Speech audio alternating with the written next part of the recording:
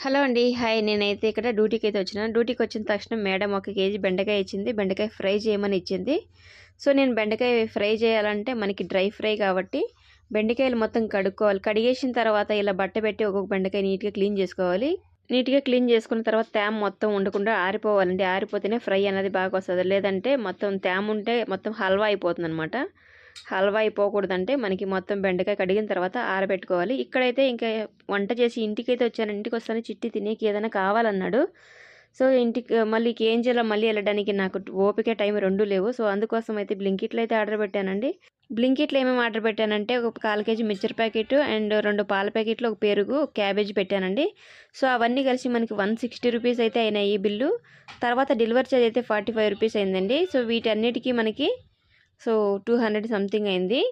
So, మనం పోలేకపోతే ఇలా ఉంటదండి. మా చిట్టి అయితే చాలా ఎక్సైట్‌మెంట్‌గా మిక్చర్ తింటున్నాడు. చాలా టేస్టీగా